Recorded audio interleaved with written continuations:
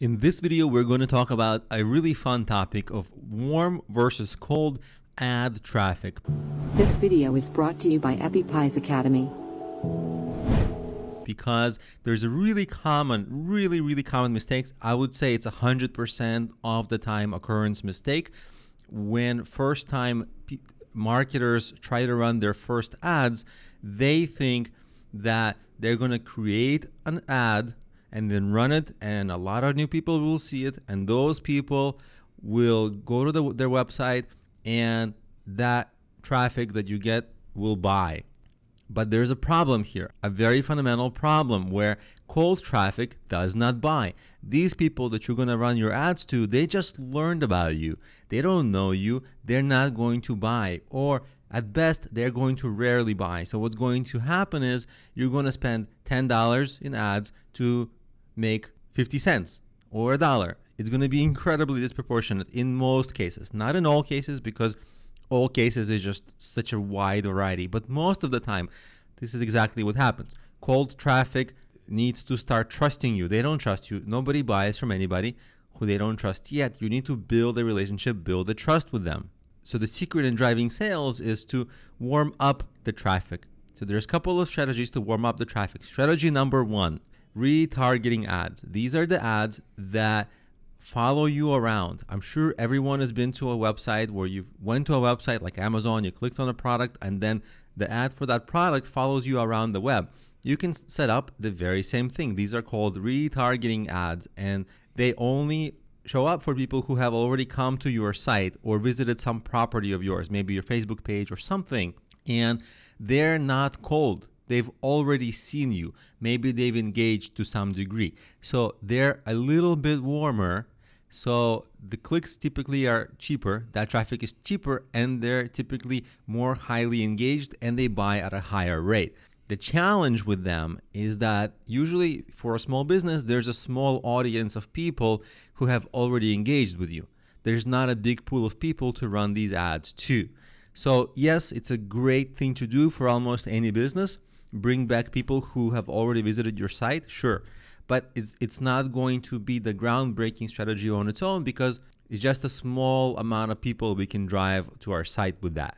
So solution number 2, lookalike audiences. And by the way, we'll be doing strategy 1 and 2 in this course. So don't worry about it. I'll actually walk you through the steps, and I'll show you how to set these up.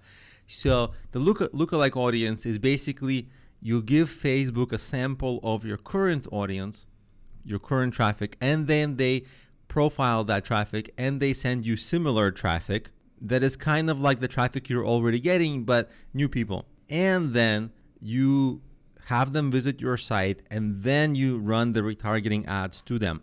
This solves the problem of that small sample size, because Facebook is going to get you a large sample of traffic based on the small example you gave them. And so this is lookalike audiences, audience that look like yours, but Facebook has probably millions and millions of similar types of people.